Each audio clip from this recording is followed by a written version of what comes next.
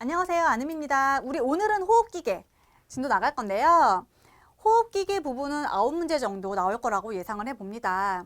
호흡기계 검사 부분에 있어서 한 2가지 정도 가지고 나왔고요. 그리고 호흡기계 기능 저하에 관련된 간호 중재 방법, 그리고 호흡기계 질환에 대해서 같이 오늘 살펴보도록 하겠습니다.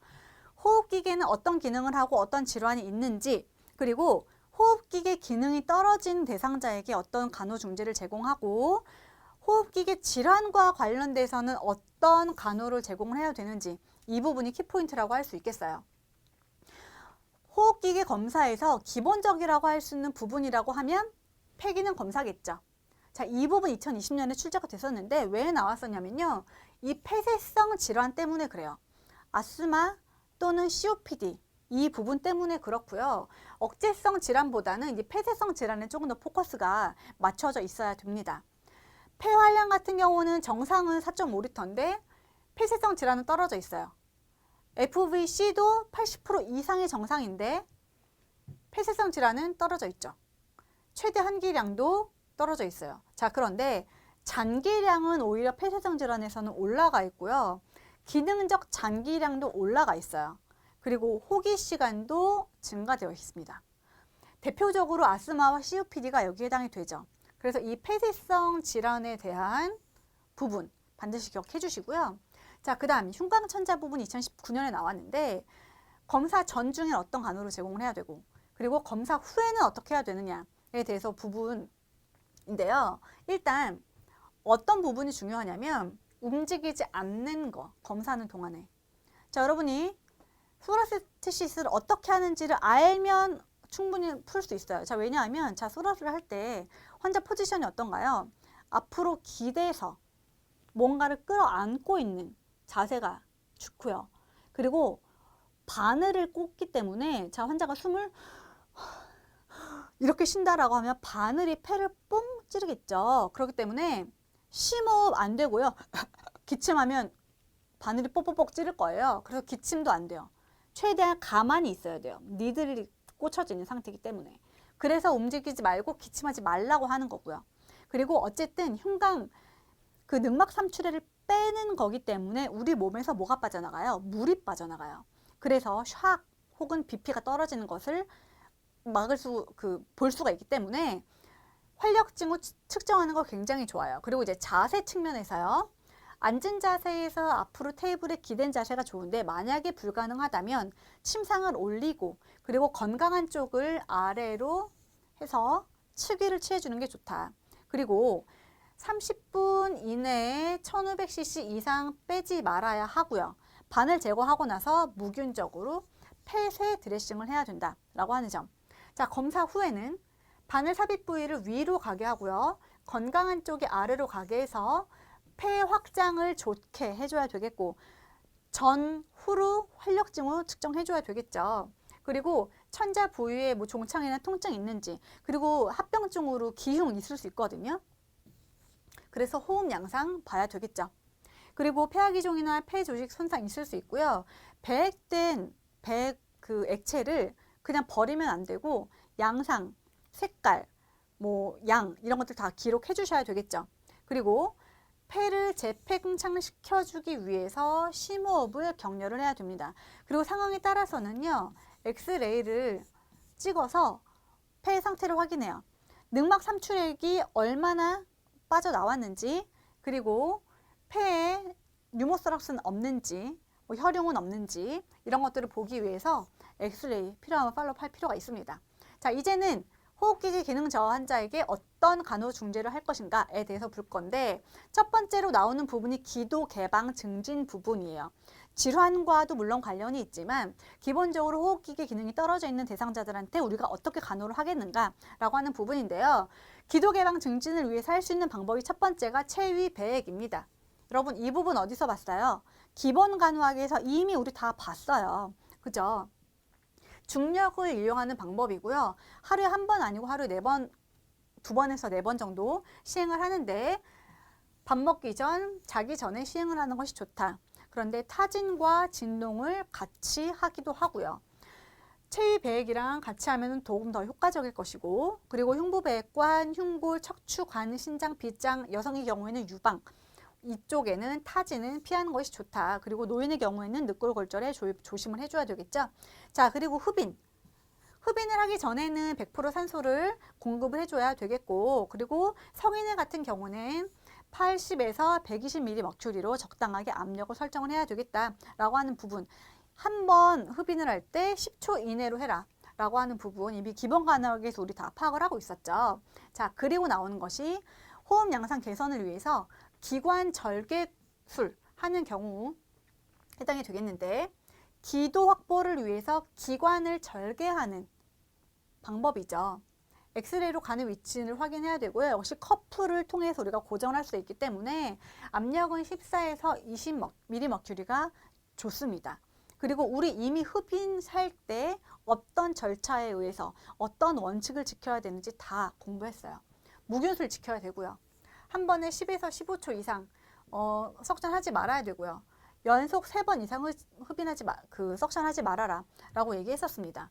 그리고 아스피레이션 들 수 있어요. 그렇기 때문에 음식 섭취하고 나서 적어도 30분 이상은 머리를 올린 자세를 취해줘야 되겠고, 그리고 목소리가 안 나오기 때문에 의사소통을 위해서 여러 가지 도구 필요할 것이고요. 그리고 합병증으로는 분비물로 인해서 관이 막힌다든지 관이 이탈된다든지 아니면 감염, 기흉, 피하, 기종 여러 가지 합병증들이 있을 수가 있습니다. 자, 그리고 흉관과 흉곽 배액, 이것 때문에 제가 가지고 나온 건데요. 2020년까지 최근에 나왔어요. 14, 15, 16은 나오고 한동안 안 나오다가 2020년에 작년에 나왔단 말이죠. 그렇기 때문에 이 부분 간과할 수가 없다라고 하는 부분. 흉관을 삽입하고 있어요. 체스트 튜브를 삽입을 하고 있는데, 왜? 안에 무언가 고여 있어요. 공기가 찼든 피가 찼든 아니면 퍼스 같은 것이 있든 아니면 플로랄 이퓨전이 많이 찼든 늑막강에 있는 어떤 무언가를 빼주기 위해서 해요. 그리고 배액이기 때문에 다른 배액과 마찬가지로 항상 체스트 튜브가 아래에 있어야 되겠죠. 아래에 위치를 하도록 해야 되고요. 그리고 예전에는요, 밀킹 혹은 스퀴징이라 그래가지고 관을 우리가 막 갈 때마다 막 짜줬단 말이에요. 근데 이거 하지 말라고 하고 있어요. 오히려 그 조직의 손상을 유발할 수 있기 때문에 필요하다면 해라. 그런데 지속적으로는 하는 것은 권고하지 않는다. 여러분, 이 부분 알고 계셔야 되고요. 그리고 튜브 끝이 어떤 책에는 3에서 5cm 정도로 나오는데요. 2에서 2.5cm 정도는 물에 잠기도록 해야 돼요. 그래서 늑막강으로 공기가 들어가는 것을 막기 위해서. 그래서 체스트 튜브가 이렇게 있으면 대롱이 이렇게 있고 한쪽은 물기둥이 이렇게 있고 한쪽은 기둥이 짧잖아요. 그때 이 튜브 끝을 물에 담거라 라고 하는 얘기죠. 그래서 베이스라인이 있어요. 대체로 베이스라인까지 알코올이랑 생리식염수를 같이 섞어서 붓든 아니면 생리식염수를 붓든 그건 기관에 따라 다르겠지만 물에 잠기도록 해야 된다라고 하는 부분. 그래서 여러분 이쪽이랑 환자의 몸과 연결이 되겠죠. 그죠? 그리고 배관의 개방성을 확인해야 되는데 공기방울. 근데 공기방울이 계속 뽀글뽀글 계속 나와요. 그럼 어딘가 문제가 있는 거예요. 그리고 숨을 들이시고 내쉴 때마다 여기 물기둥 있잖아요. 요게 오르락 내리락 해야 돼요. 그래서 물의 파동으로 확인해야 된다라고 하는 것. 그러면 꽂았으면 빼야 되잖아요. 그럼 언제 뺄 거냐? 배액량이 거의 없을 때, 그리고 폐가 다 펴졌을 때, 그때는 빼야 되는데 제거하기 전에 30분 전에 진통제를 좀 주고요. 그리고 심호흡을 하고 나서 호기 끝에 숨을 참으라고 해야 돼요. 자, 참으세요 한 다음에 참은 상태에서 폭 빼야 돼요. 왜요? 기흉을 예방하기 위해서요. 자, 이 부분 다시 한번 정리해드렸고, 자, 다음 가스교환 증진하기 위해서 산소요법. 우리 이미 너무나 익히 알고 있어요. 그죠? 비강 캐뉼라로 공급하는 방법이 있고요. 저농도의 산소를 하는데, 만약 COPD 환자에게 준다라고 하면 저농도의 산소를 줘야 된다라고 얘기를 했고요. 그리고 단순 안면 마스크로 우리가 O2를 공급하는 방법도 있었습니다. 40에서 60% 정도 산소 공급할 수 있고요. 그리고 벤츄리 마스크, 가장 정확하게 산소를 정달하는 방법이었고 가습이 필요하지 않았어요. 그렇기 때문에 COPD 환자들에게 굉장히 좋은 방법이다 라고 얘기를 했었죠. 자, 기계적 환기 2014, 2017, 2018, 2020 최근까지도 계속 나왔던 부분. 인투베이션에서 벤틸레이터 걸어주는 케이스를 얘기를 하죠. 자, 적응증, 만성 진행성 신경근육 질환 혹은 진행성 폐포가 저환기된 상태 혹은 이 경우 저산소성 호흡 부전으로 FiO2가 0.6보다 큰데 90 미만일 때 SaO2가 그리고 고탄산성 호흡 부전 PaCO2가 50mmM보다 높고 폐하가 7.3보다 떨어져요. 언제예요? 호흡성 산증이 되죠. 고탄산성 호흡 부전, 호흡성 산증이 됩니다. 그리고 외과 수술하고 나서 호흡 지지가 필요한 경우 혹은 전신만 필요한 경우 이럴 때 우리가 벤틸레이터 인투베이션하고 벤틸레이터를 걸게 되는데 자, 이때 인공호흡기가 필요한 경우에는 인투베이션 해야 되겠죠. 기관 내 삽관을 하게 됩니다. 그런데 이거 한 달, 두 달 이렇게 오랫동안 하는 게 아니라 10일에서 14일 정도 짧게 해야 되고요. 너무 오래 길어진다면 기관 절개술을 해야 됩니다. 그리고 위치는 확인해 주셔야 되는데 우리가 L2 위치를 확인하는 것처럼 기관 내 삽관을 했을 때도 위치를 확인을 해 주셔야 돼요. 흉부 방사선 촬영을 하든지 아니면 양쪽의 호흡음을 다 청진을 해요. 그럼 그래서 CPR 하는 곳을 보셨어요? CPR 하고 나서 렁사운드 들을게요 해가지고 렁사운드가 양쪽에 다 들리면 고정. 렁사운드가 안 들리면 뭐예요? 한쪽으로 들어간 케이스가 되죠. 그러면 이쪽으로 잘못 들어갔으면 이쪽은 렁사운드가 들리고 이쪽은 렁사운드가 안 들리겠죠. 자, 그럼 어떻게 해요? 빼야죠. 빼고 다시 인투베이션 해야죠. 안 그러면 이쪽에 무기피 생기니까. 그래서 양쪽 호흡음을 다 청진을 해서 튜브의 위치를 확인해 줘야 된다라고 하는 점. 자, 인공호흡기를 가지고 있어요. 그럼 어떤 간호를 해줘야 될까요? 인공호흡기에 대해서 대상자의 반응을 모니터링 해야 되고요. 바이탈 사인이나 여러 가지 랩 데이터를 확인을 해야 돼요. 그리고 시간당 소변량이나 튜브 위치 확인하는 거 중요합니다. 그리고 한 가지 더, 경보음이 울리는데 고압 경보음이 울리는 경우가 있고요. 저압 경보음이 울리는 경우가 있어요. 고압은 압력이 높아졌다는 얘기고 저압은 압력이 떨어졌다는 얘기예요. 지금 어딘가 막혔기 때문에 아니면 시크리션이 너무 많기 때문에 압력이 올라가서 생기는 경고음 아니면 어딘가가 새요. 쭉 연결이 돼야 되는데 어딘가가 새. 그러면 압력이 떨어져서 경고음이 울리겠죠. 그래서 이 부분에 대한 부분 그 문제풀이를 통해서 같이 한번 볼 거예요. 그리고 의사소통이 가능한데 사실은 이제 거의 다 세데이션을 시키겠죠. 근데 세데이션 안 시킨 경우에 뭐 위닝을 하기 전이나 이런 경우에는 멘탈이 있을 거예요. 만약에 그럴 때 의사소통이 불가능하죠. 소리가 안 나오잖아요. 그러니까 여러 가지 뭐 도구들을 사용을 해라 라고 하는 거고요. 기도 청결 유지해 주셔야 되고 합병증으로 저혈압, 압력 손상, 뭐 위궤양, 폐렴, 근육 소모, 산염기 불균형 이런 것들에 대한 합병증이 있다. 그래서 이 부분도 우리가 알아야 되겠죠. 자, 그리고 호흡기계 질환인데요. 크게 뭐 상부, 하부 뭐 이렇게 나눠서 왔어요. 상부 호흡기 질환은 부비동염, 인두염, 편도선염이 있는데 편도선염이 최근까지도 계속 출제가 됐었어요. 부비동은 부비동에 염증 생긴 거고 인두염은 인두에 염증 생긴 거고 편도선염은 편도선에 염증이 생긴 거죠. 자, 그런데 이 편도선염은요. 수술과 관련해서 수술 후 간호까지도 이어지는 경우가 있어요. 이 부분은 우리 문제를 통해서 한번 정리를 해보도록 하겠습니다. 부비동염 같은 경우는 그람 얌성균에 의해서 부비동에 염증이 생긴 거를 얘기를 하는데요. 일단 콧물이 좀 많이 나고요. 염증이니까 아무래도 열이 좀 날 수 있어요. 기침 날 수 있고요. 그리고 혈액의 환웅성 분비물이 나오기도 합니다. 증상으로. 자, 그러면 염증이기 때문에 항생제 쓸 것이고요. 비우렬이 있으니까 우렬 제거제 쓸 수 있겠죠. 항염제로 스테로이드 쓸 수 있습니다. 그리고 비우렬이 있으니까 비강내 스프레이 쓸 수 있겠고요. 그리고 필요하면 진통제 쓸 수 있을 거예요. 만약에 만성적으로 부비동염이 생겼다, 만성적으로 계속 생긴다 라고 하면 수술 필요하겠고요.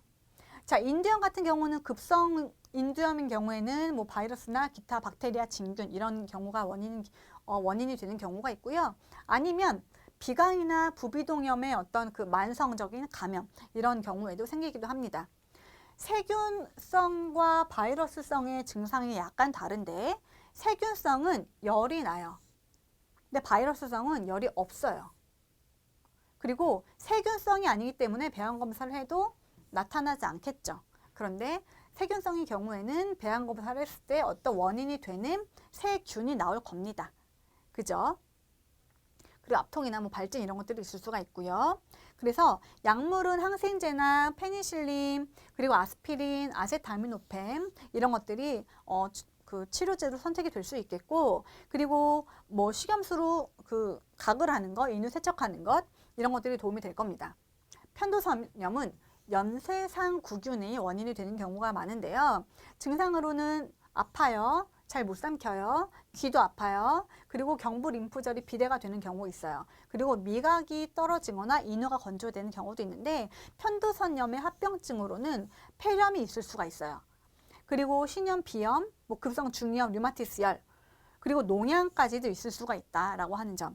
그래서 역시 염증이기 때문에 항생제를 쓸 수 있는데요. 페니실린 특히 쓸 수 있고요. 그리고 뭐 인후통이랑 이통 이런 것들이 있으니까 진통제 쓸 수 있겠고, 열이 나니까 해열제 쓸 수 있겠죠. 그리고 편도선염의 어떤 그 염증 때문에 열나 곤란이 있을 수 있기 때문에 부드럽고 자극적인 음식이 아니라 그 부드럽고 자극성이 없는 음식 이런 것들이 도움이 될 겁니다. 다음은 하부호흡기 질환인데요. 감염성 질환으로 대표적인 것이 결핵, 폐렴, 폐농양이에요. 여러분 폐결핵은요 100% 나온다고 봐야 돼요. 계속 나왔죠. 그리고 굉장히 중요한 질환이에요. 폐렴은요 코비드와 관련해서 폐렴 2014년에 나오고 사실은 그렇게 쭉 많이 나왔던 질환은 아닌데 코비드 관련해서 뭐 코비드라고 딱 주진 않겠지만 뭐 바이러스성 폐렴이라든지 아니면 박테리아성 폐렴 이런 비슷하게 좀 나올 수가 있어서 폐결핵은 100% 나온다고 보셔야 되고 폐렴도 2014년에 나오고 최근에까지 안 나왔지만 이 부분도 우리가 이번에는 좀 볼 필요가 있겠다라고 하는 점. 자, 폐결핵은 결절을 만들죠. 섬유화와 걸락화를 시킵니다. 그리고 공동을 만들어요. 원인은 뭐예요? 결핵균이죠. 결핵균에 의한 비말 감염이다. 자, 그런데 누구에게 많이 생기냐? 면역력 떨어진 분, 당뇨, 노인, 알코올 중독자 등등등 여러 질환에서 많이 생겨요. 그래서 이 위험 요인도 알아놓으셔야 돼요. 증상은 피곤하고요. 잘 못 먹고요. 오후에 미열이 있고 체중이 빠져요. 그리고 객담을 동반한 기침이 있고요. 가슴 압박, 흉통이 있을 수 있습니다. 나중에 후기 증상으로. 진단은 우리 여러분 알고 계시는 것처럼 투베르쿨린 반응 검사하고요. 그리고 뭐예요? 객단 검사하죠.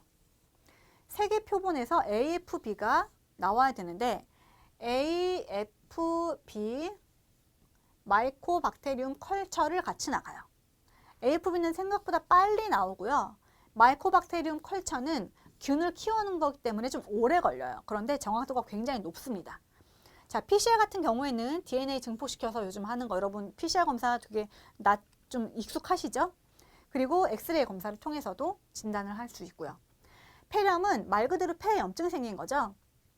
연쇄상 구기온 헤모필루스 인플루엔자 이런 균에 의해서 될 수도 있어요.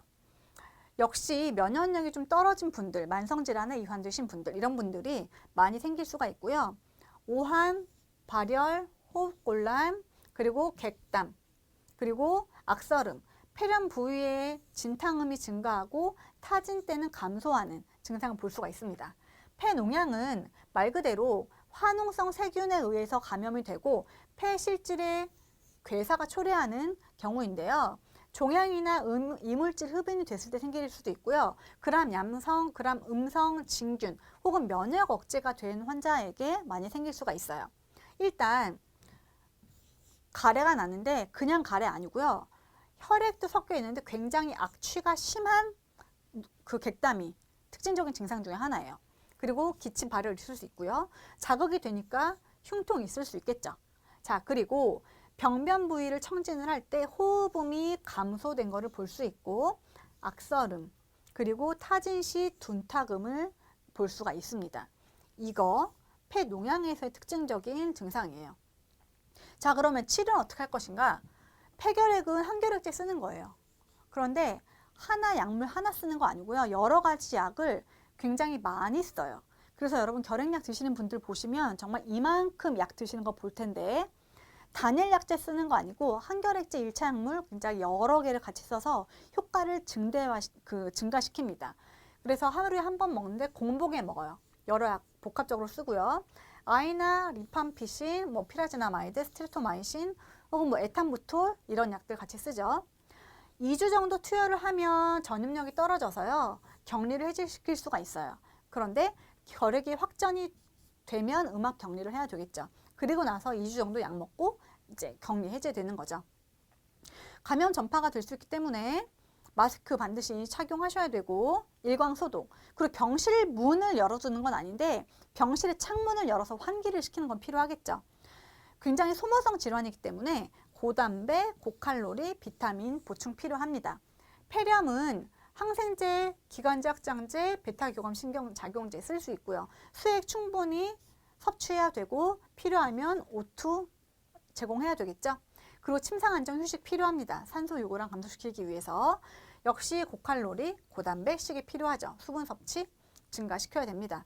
특히 이제 그 폐렴 구균 백신을 맞을 수 있도록 우리가 교육하는 것도 필요하고요. 그리고 금연 감염 환자 노출은 금지하시는 걸로 해야 되셨고, 폐농양도 역시 항생제 쓸 수 있고요. 반주이나 심호흡, 기침, 격려하는 거 도움 될 수 있습니다. 다음은 늑막염이랑 늑막삼출인데요.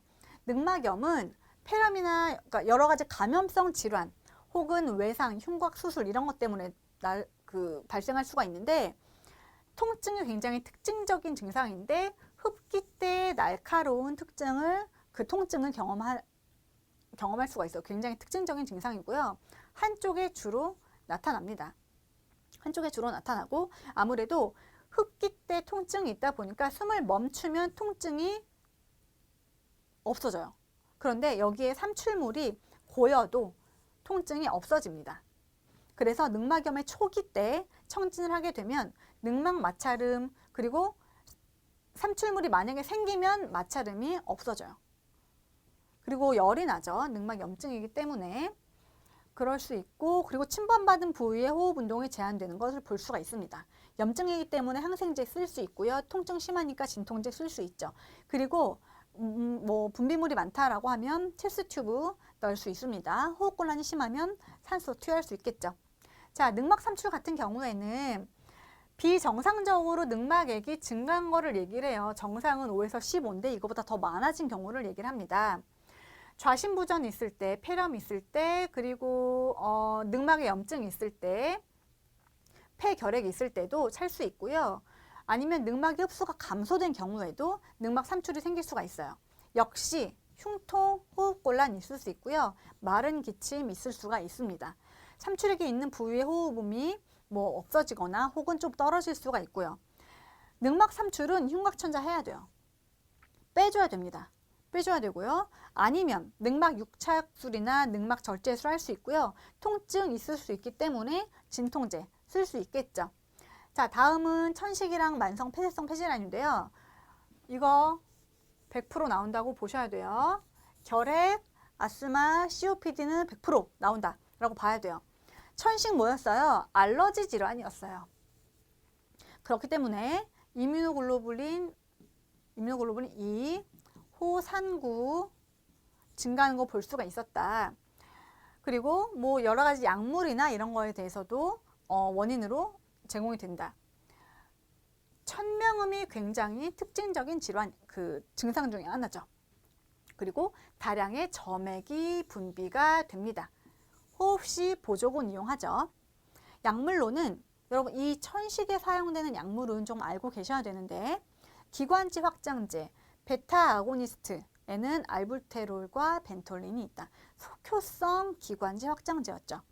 콜린성 기량제 같은 경우는 이프라트로피움이 있고요. 그리고 메틸잔틴 같은 경우에는 아미노필린, 티오필린, 필린이라고 붙으면 메틸잔틴 있었고, 소염제 같은 경우는 콜티코스테로이드, 흡입용 소염제, 비만세포 안정제, 같은 것이 소염제로 쓸 수가 있겠다라고 하는 점. 그리고 산소요법 필요하겠고요. 알레르기 때문에 천식이 생겼으니까 그 알레르기 유발 요인을 피해야 되겠죠. 그러면 천식이 어느 정도는 발생을 안 할 거고 아스마 어택이 오진 않겠죠. 최소한. 그리고 MDI 사용할 수 있습니다. 자, 그다음 COPD. 흡연이 굉장히 큰 원인 중에 하나예요. 그리고 유전 감염 혹은 대기오염, 뭐 작업적 노출 이런 것들이 만성 폐쇄성 폐질환을 유발을 하는데요. 술통형 가슴, 그래서 좌우 전후경이 1대1로 거의 비슷해진 것을 볼 수가 있고요. 그리고 호흡곤란, 청진시 악설음, 호기 연장, 청색증, 경정맥 팬대 이런 것을 볼 수가 있습니다. 우리가 폐기능 검사는 반드시 알아야 된다고 얘기를 했는데 FEV1 그리고 FEV1과 FVC의 비율이 70%보다 떨어졌다 라는 부분 반드시 기억하셔야 되고, 총폐 용량, 잔기량, 기능적 잔기량은 올라가 있는데 반해서 노력성 호기량, 중간 최대 호기 유속, 폐활량은 떨어져 있다. 여러분 이거 반드시 기억하셔야 됩니다. 여러분 아셨죠? 역시 만성 폐쇄성 폐질환에서도 약물요법으로 기관지 확장제, 코르티코스테로이드 쓸 수 있고요. 뭐라 그랬어요? 점액 용해제 필요하면 쓸 수 있어요. 그리고 염증이 뭐 동반이 된다면 항생제, 그리고 폐와 관련해서 뭐 폐성심, 폐성심과 관련해서 이뇨제 쓸 수 있고요. 디기탈리스 같이 쓸 수 있습니다. 그리고 기후도 유지해줘야 되겠고 기관지 경련 예발해줘야 되겠고, 여기서 그래서 만성 폐쇄성 폐질환이건 천식이건 혈압이 있는 경우에 베타 블로커를 쓰면 안 되겠죠. 베타 아고니스트와 충돌되니까. 그래서 혈압이 있는 경우에 베타 블로커는 쓰지 않는다. 두 질환에서는요. 그리고 여기서 나오는 게 이제 입술 오므리기 호흡. 이건 여러분 다 알고 계시죠. 고열량, 고단백식이 필요하겠다. 자, 그 다음 나올 수 있는 부분이 폐색전증인데요. 2015, 2017년에 나왔어요. 주 요인은 DVT 때문에 폐색전증이 생깁니다. 폐색전증 생기고요. 아니면 뭐 우럴성 심부전, 뇌졸중, 뭐 심근경색 여러 가지 질환, 골반 농양, 종양 이런 것 때문에도 생겨요. 호흡곤란, 빈호흡, 빈맥 굉장히 특징적인 질환이고요. 심하면 뭐 실신하는 경우도 있고 혹은 미열, 저혈압 생기는 경우도 있고요. 특히 이제 동맥혈 산소 포화도가 떨어지겠죠. 어딘가를 막기 때문에 그래요. 그래서 여러 가지 방법으로 진단을 할 수가 있고요. 디스니아 있으니까 산소요법 해줘야 되겠죠. 그리고 혈전을 녹이기 위한 그 혈전 생성을 억제하기 위한 약물요법 쓸 수 있는데, 이미 형성이 된 혈전을 녹인다라고 하는 개념보다는 앞으로 생길 혈전을 발생을 막는다. 그쪽으로 우리가 이해를 더 해야 됩니다. 그래서 약물요법 쓸 수 있고요. 그런데 혈전을 용해할 수 있는 방법이 있어요. 유로키나제와 스트레토키나제. 근데 헤파린이랑 와파린은 혈전을 녹이는 게 아니라 용해하는 게 아니라 항응고요법을 통해서 혈전의 생성을 방지하는 것. 그 약물의 차이점 두 개 아셔야 됩니다. 그 다음 호흡곤란이 있을 경우에는 반좌위 취해주는 것이 필요하겠고요. 아무래도 항응고요법을 하기 때문에, 그리고 혈전 용해술을 하기 때문에 출혈 징후 관찰하는 것이 필요하겠습니다. 그리고 아예 예방 DVT를 막기 위해서 항색전 스타킹 착용하는 게 도움이 될 거고요. 그 대신에 조이는 옷이나 무릎 밑에 베게 되는 거는 금지. 그리고 2시간마다 마사지 하는 것. 이미 그 혈전이 있는데 마사지를 하게 되면 색전으로 쭉 진행이 되겠죠. 그렇기 때문에 이미 혈전이 있는 상태에서는 마사지 하는 것, 다리 꼬는 것, 이건 하시면 안 되겠습니다. 그리고 우리가 볼 게 이제 급성호흡곤란 증후군 ARDS라고 하는 부분인데 최근에까지 나왔어요. 자, 왜 생기느냐 하면 쇼크, 외상, 신경계 손상 혹은 감염 혹은 흡인 이런 걸 때문에도 나와요. 아니면 약물 때문에도 생길 수가 있습니다. 증상은 그러렁거리는 고흡, 과호흡, 청색증, 창백, 늑간암모, 호흡곤란. 이게 뭐야 이거 다 호흡곤란이랑 다 관련된 증상이잖아. 맞아요. 맞아요. 그래서 처음에 우리가 이 ARDS는 안 생기게 하는 게 제일 중요한데, 만약에 생길 가능성이 있다 그럼 빨리 발견해서 빨리 처치를 하는 것이 중요합니다. 그래서 이 과호흡, 호흡곤란 이 부분 반드시 알고 계셔야 되고요. 그리고 뭐 때로는 의식 상태가 변할 수도 있고 저혈압이 생길 수도 있고요. 빈맥, 부정맥, 저산소혈증 나타날 수도 있겠죠.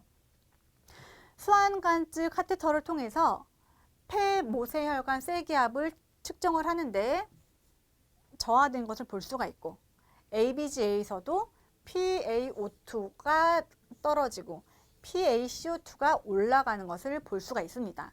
그래서 빨리 발견해서 빨리 처치하는 것이 제일 중요하고요. 치료와 간호로서는 인투베이션해서 벤틸레이터 케어해야 돼요. 이 경우에는. 그런데 이때 어떤 걸 해주느냐? 호기말 양압 호흡을 해줍니다. 핍이라고 하는 거, PEP. 핍. 이걸 해주는데요. 이것 때문에 나타날 수 있는 부작용이 또 있어요.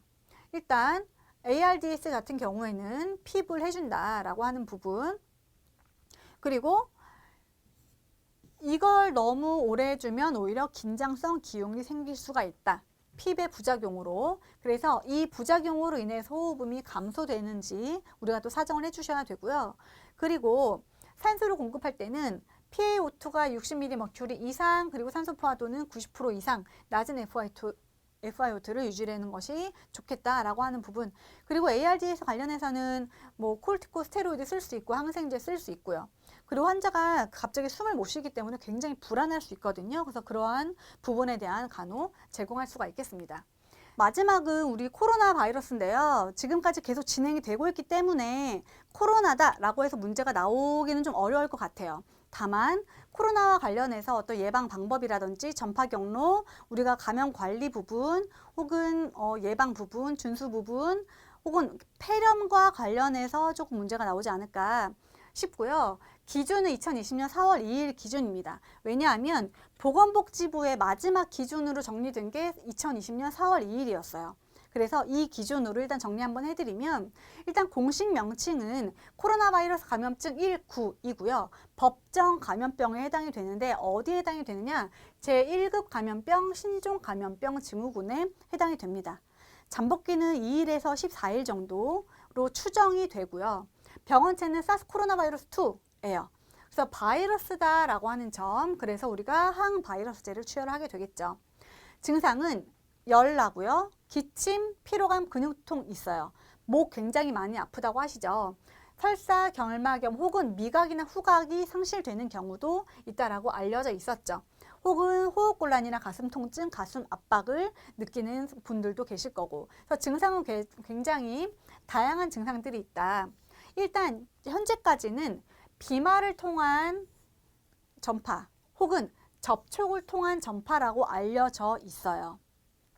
그래서 우리가 접촉이나 혹은 비말과 관련된 그 표준주의, 비말주의, 접촉주의 이 부분에 대해서 관리를 해야 되겠죠. 리얼타임 PCR로 진단을 하고 있고요. 치료제가 지금은 없고요. 백신은 이때까지는 없었는데 얼마 전에 백신이 개발됐다라고 지금 뉴스를 통해서 여러분들 계속 보고 계시죠. 그래서 백신이 뭐 개발이 됐다. 하지만 이때 당시에는 백신은 없었다. 치료제는 여전히 없다라고 하는 부분.